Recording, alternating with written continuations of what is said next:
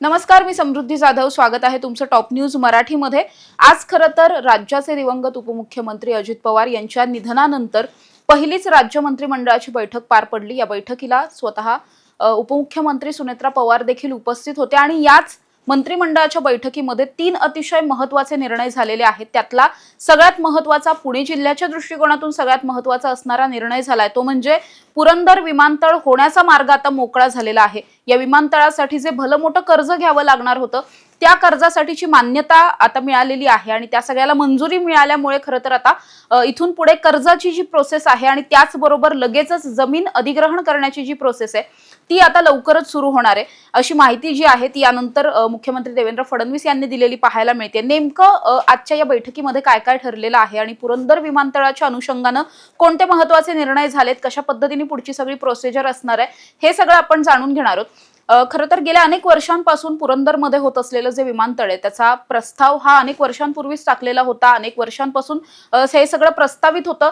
त्याचबरोबर अगदी म्हणजे आराखडा, हे एअरपोर्ट कसं असेल कसं नाही या सगळ्या विषयी सुद्धा सगळं काही रेडी प्लॅन असताना केवळ जमीन अधिग्रहण करण्याचा सगळ्यात महत्त्वाचा आणि सगळ्यात पहिला जो टप्पा असतो तो म्हणजे जमीन अधिग्रहण करणं तोच राहिलेला होता. या जमिनीसाठी गेल्या अनेक वर्षांपासून जे तिथले मूळ मालक आहेत जमिनींचे त्यांनी मोठ्या प्रमाणात आंदोलनं केली. त्यांच्या काही नियम होते, अटी होत्या, शर्ती होत्या. त्या सगळ्यावरती अनेक वर्ष खरं तर हे जमीन अधिग्रहण थांबलेलं होतं, रखडलेलं होतं. मात्र आता आपल्याला पाहायला मिळतंय की सुरुवातीला सरकारनं असं ठरवलं होतं की इथे प्रति एकरी 1 कोटी रुपये दिले जातील. त्याचबरोबर 4 पट मोबदला दिला जाणार होता. त्याचबरोबर घरातल्या एकाला नोकरी सुद्धा मिळणार होती. 10% जमिनीचा परतावा मिळणार होता. असं बरंच काही काही दिलं जाणार होतं. मात्र या सगळ्याच्या नंतर सुद्धा काही शेतकऱ्यांना हे मान्य नव्हतं. काही शेतकऱ्यांच्या अपेक्षा काही वेगळ्या होत्या. त्यामुळे गेल्या अनेक वर्षांपासून हा सगळा शेतकरी आणि सरकारमधला संघर्ष होता. त्या सगळ्याच्या नंतर आता आपण बघतोय की सगळ्यात पहिल्यांदा 5,000 कोटी या सगळ्या जमीन अधिग्रहणाला लागतील असं सांगण्यात आलं होतं. त्या अनुषंगानं सरकारने त्यांची प्रक्रिया सुरू केलेली होती, तयारी सुरू केलेली होती हे 5,000 कोटी रुपये उभे करण्यासाठी. मात्र आता जर आपण पाहायला मिळतंय की या सगळ्यामध्ये 96% जे शेतकरी आहेत, जमिनीचे मालक आहेत, त्यांनी ही जमीन देण्यासाठी होकार दिलाय. मात्र 4% लोकांनी अजूनही होकार दिलेला नाही. त्यामुळे त्या शेतकऱ्यांबरोबर ज्या काही सरकारच्या बैठकी चालू आहेत, काहींना जास्तीचा परतावा हवा आहे किंवा इतर काही अटी आणि शर्ती घालून दिलेल्या होत्या सरकारपुढे. त्यामुळे या सगळ्यावरती आता असं पाहायला मिळतं की जमिनीचा थोडासा जादा दर दिला जाणार आहे आणि त्या सगळ्यासाठी म्हणून आणखी 1,000 कोटी रुपये लागणार होते. म्हणजे टोटल या सगळ्यामध्ये 6,000 कोटी रुपये लागणार आहेत केवळ जमीन अधिग्रहण करण्यासाठी. त्यामुळे मुळातच हे 6,000 कोटी रुपये जे आहेत ते उभे करावे लागणार आहेत. MIDC कडे हे सगळं रिडेव्हलपमेंट आणि डेव्हलपमेंट सगळं या एअरपोर्टचं असणार आहे. त्यामुळे MIDC ला सगळ्यात पहिल्यांदा तर हुडकोला एक पत्र पाठवावं लागणार होतं, ज्या पत्रामध्ये या कर्जाचा प्रस्ताव मांडावा लागणार होता. त्याला आज जो काही निर्णय झालाय मंत्रिमंडळाच्या बैठकीत त्याला आज मान्यता मिळालेली आहे. म्हणजे पुढच्या काही दिवसांमध्ये मंत्रिमंडळाच्या वतीनं MIDCच्या वतीनं खरं तर हा जो प्रस्ताव आहे तो हुडकोकडे पाठवला जाईल आणि त्यानंतर हे 6,000 कोटींचं कर्ज मिळणार आहे. इथून पुढच्या काळामध्ये जे जमीन अधिग्रहण ताबडतोब होणं गरजेचं आहे त्यासाठी खरं तर 6 महिन्यांचा वेळ सरकारला दिलेला आहे. मात्र असं असलं तरी सुद्धा आम्ही 6 महिने जास्त इतकं हे सगळं स्ट्रेच करणार नाही किंवा इतका वेळ आम्ही घेणारच नाही.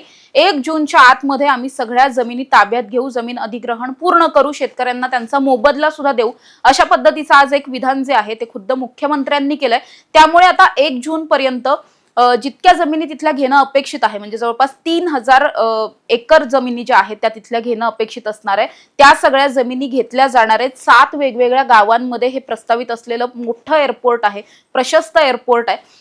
ही सगळी जागा 1 जून पर्यंत सरकार आपल्या ताब्यात घेणार आहे आणि त्यानंतर या ठिकाणचं जे रिडेव्हलपमेंट असेल किंवा इतर जी काही त्यांची पहिली प्रोसेस असणार आहे काम सुरू करण्याची ती सगळी केली जाणार आहे. त्यामुळे आता फायनली या सगळ्यामध्ये गेल्या अनेक वर्षांपासून पुरंदरमध्ये जे विमानतळ होणार होतं, ज्याच्या चर्चा खूप दिवसांपासून सुरू होत्या, जे व्हावं असं अनेकांना वाटत होतं कारण मुळातच पुरंदरच्या जवळपास दुसरं कुठलंही विमानतळ नाहीये. डायरेक्ट आहे पुणे जिल्ह्यामध्ये, ते एकच पुण्यातलं एअरपोर्ट आहे आणि याच पुण्यातल्या एअरपोर्टवरती सामानाची वाहतूक असेल, प्रवाशांची वाहतूक असेल ही इतक्या मोठ्या प्रमाणामध्ये होती. काही या विमानतळाचा काही भाग जो आहे तो लोहगावच्या मिलिटरीच्या जमिनीवरती सुद्धा आहे. त्यामुळे असं सगळं असल्यामुळे मुळातच इथल्या पुणे एअरपोर्टवरती इतका जास्त प्रमाणात हा सगळा लोड येत होता. त्यामुळे पुणे एअरपोर्टला पर्यायी एखादं एअरपोर्ट असावं आणि मग ज्यांना सोलापूरला जायचं आहे वगैरे, कोल्हापूरला जायचं, अशा लोकांसाठी एक जवळचं असं कुठलं तरी सातारा, सांगली, कोल्हापूर, सोलापूर वगैरे या भागातल्या लोकांसाठी जवळ आणखी एखादं एअरपोर्ट असावं म्हणून खरं तर हे पुरंदर विमानतळाचा प्रस्ताव जो आहे तो त्या काळी टाकण्यात आलेला होता. त्या अनुषंगानं हे एअरपोर्ट होणं खूप जास्त गरजेचं होतं, कारण खूप जास्त प्रशस्त असं हे एअरपोर्ट असणार आहे. त्यामुळे हे एअरपोर्ट झाल्याच्या नंतर पुणे विमानतळावरती येणारा जो काही लोड आहे तो सुद्धा कमी होणार आहे. वाहतूक जास्त सरळ सोपी होऊ शकते या सगळ्यामुळे. त्यामुळेच अनेक वर्षांपासून हे एअरपोर्ट लवकरात लवकर व्हावं असं सरकारच्याही मनात होतं. मात्र अर्थातच जमीन अधिग्रहण आणि जमिनीचा मोबदला वगैरे हे सगळे विषय अजूनही मार्गी लागत नव्हते, त्यामुळे हे सगळं रखडलेलं होतं. मात्र आजच्या मंत्रिमंडळाच्या बैठकीत हा महत्त्वाचा निर्णय पार पडल्याच्या नंतर 1 जून पर्यंत ही जमीन ताब्यात घेतली जाणार आहे आणि त्यानंतर पुढच्या काहीच वर्षांमध्ये म्हणजे जितकं लवकरात लवकर काम संपवता येईल तितके आम्ही प्रयत्न करू असं सांगण्यात आलेलं आहे. त्याचबरोबर उद्योगधंद्यांना मोठी चालना त्यामुळे मिळणार आहे. तिथले जे स्थानिक लोक आहेत ज्यांचा अनेक वर्षांपासून शेतीशिवाय इतर कुठला तरी रोजगार नाहीये, अशा लोकांना त्या ठिकाणी रोजगाराच्या मोठ्या संधी उपलब्ध होतील. त्यामुळे हे एअरपोर्ट लवकरात लवकर होणं गरजेचं असणार आहे आणि ते होताना सुद्धा कदाचित पुढच्या काही वर्षांमध्ये आपल्याला पाहायला मिळणार आहे. विशेष म्हणजे या एअरपोर्टसाठी छत्रपती संभाजीराजांचं नाव या एअरपोर्टला दिलं जाणार आहे. त्यामुळे हे एअरपोर्ट व्हावं आणि लवकरात लवकर व्हावं अशी प्रतीक्षा महाराष्ट्रातले अनेक नागरिक सुद्धा करतायत, सरकार सुद्धा करतायत.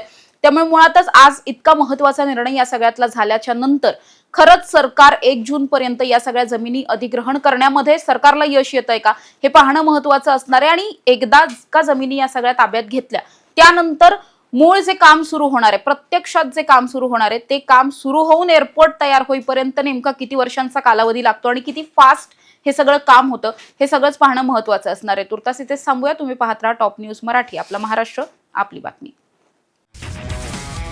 तुमची car, electric panel, data server आगीपासून सुरक्षित आहे का?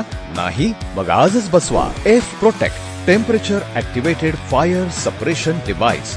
यामध्ये आहे eco friendly non toxic pressurised liquid जे आग लागल्यास क्षणार्धात ऍक्टिव्हेट होऊन आगीवरती मिळवते नियंत्रण. बसवण्यास अतिशय सोपे आणि सुटसुटीत टेकालिपचे एक दर्जेदार उत्पादन एफ प्रोटेक्ट.